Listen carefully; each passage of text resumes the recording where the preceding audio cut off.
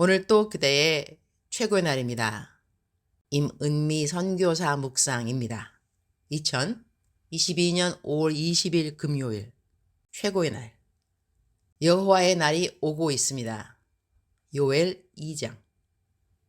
어제는 복음의 전함 대표인 고정민 장로님을 만났다. 요즘 새로 하고 있는 프로젝트가 있는데 노트북까지 아예 갖고 와서 나 한 사람을 앞에 하고 마음 다하는 설명회를 해 주었다.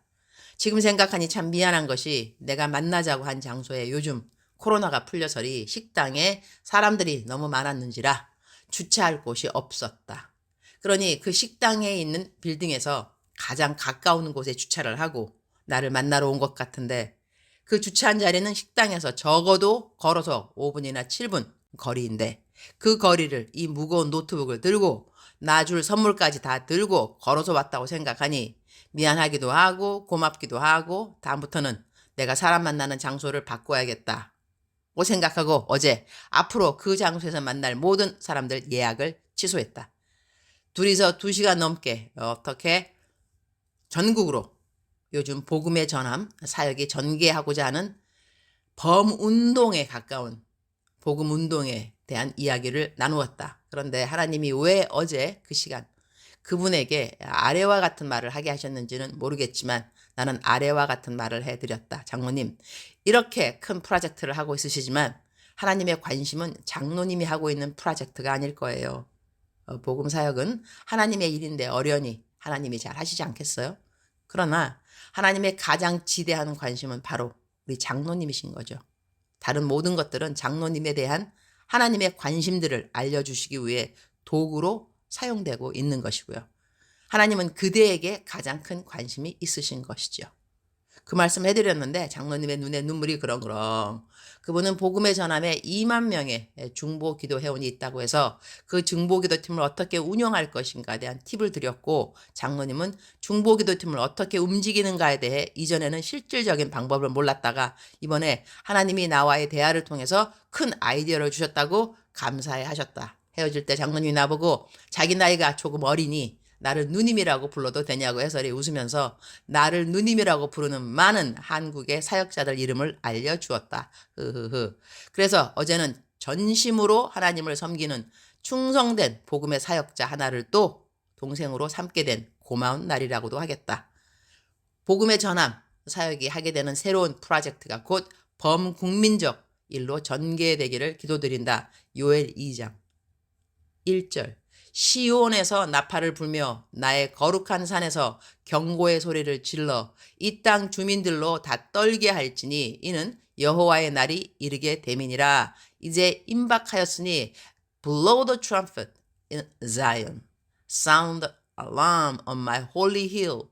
Let all who live in the land tremble, for the day of the Lord is coming. It is close at hand.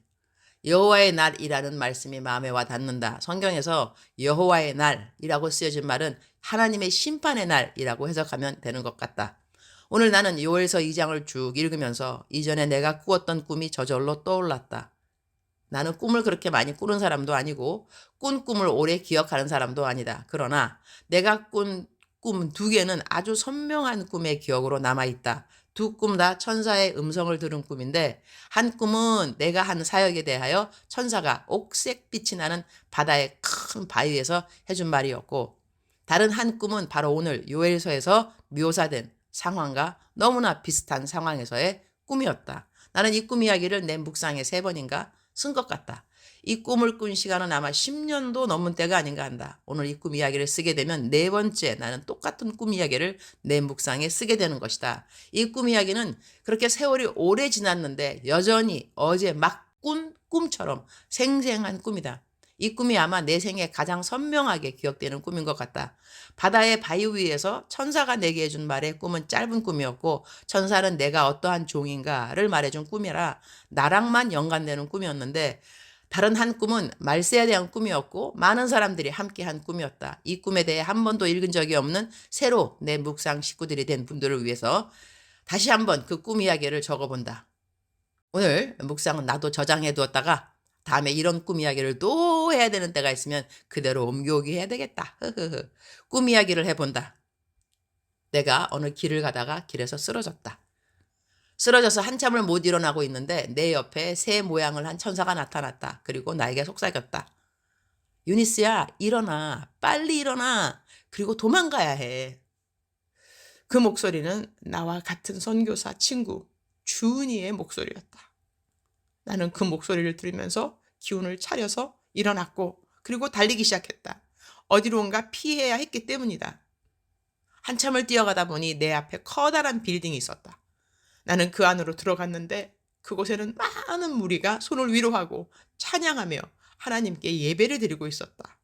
나도 그들과 함께 손을 올려 주님을 경배하고 있는데 갑자기 뒷창문으로 어마어마한 어두움과 괴성과 하늘로부터 불이 떨어지는 것이었다. 그 배경은 아주 높은 산이었다. 너무 무서운 상황이었다.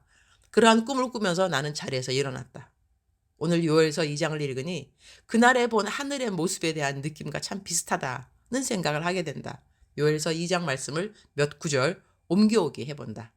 1절 시온에서 나팔을 불며 나의 성산에서 호각을 불어 이 땅 거민으로 다 떨게 할지니 이는 여호와의 날이 이르게 됨이니라. 이제 임박하였으니 2절 곧 어둡고 캄캄한 날이요 빽빽한 구름이 끼인 날이라. 새벽빛이 산 꼭대기에 덮인 것과 같이 이는 많고 강한 백성이 이르렀습니다. 이 같은 것이 자고 이래로 없었고 이후 세세에 없으리로다. 3절 불이 그들의 앞을 사르며 불꽃이 그들의 뒤를 태우니 그 전의 땅은 에덴 동산 같았으나 그 후의 땅은 황무한 들 같으니 이들을 피한 자가 없도다.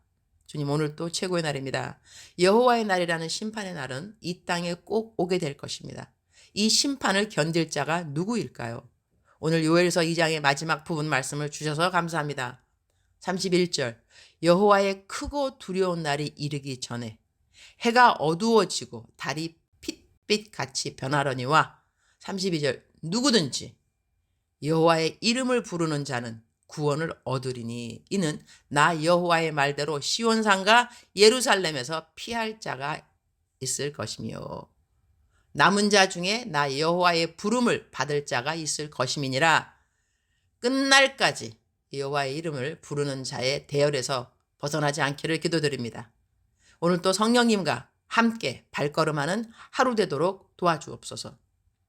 여호와의 날이 심판의 날로 두려운 날이 아니라 기다리던 구원의 날이라 말할 수 없이 기쁜 그날이 되기를 소원합니다. 오늘은 이제는 미국에 살고 있는 멘티 성혜 전도사가 잠시 한국에 귀국했는지라 멘토링을 하는 날입니다. 보통 멘토링 하는 날은 하루 종일을 다 비워놓는지라 오늘 또 몇 시간을 함께 하는지 모르겠지만 주님과 함께 찐 데이트의 시간이 될 것을 믿습니다. 주님 사랑합니다. 주님 감사합니다.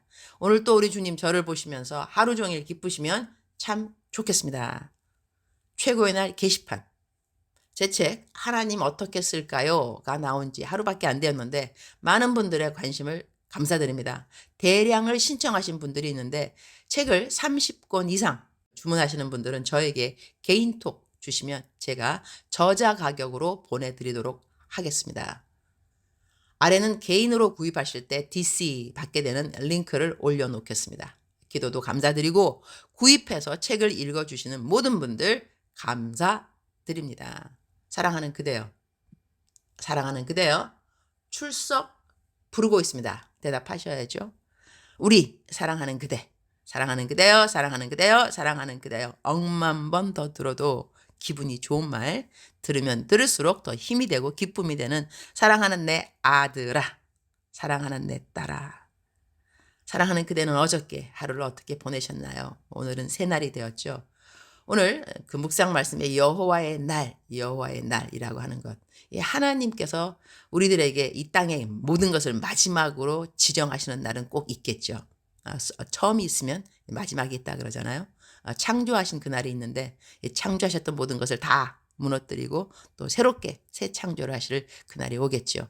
사랑하는 그대, 우리가 하나님의 심판의 날 들으면은 먼저 두려움이 생길 때가 많이 있습니다. 두렵다. 그래서 이단들은 이 두려움을 이용하여서 사람들의 감정, 그 다음에 그들을 조정하는 그 도구로 두려움을 사용하기도 하죠.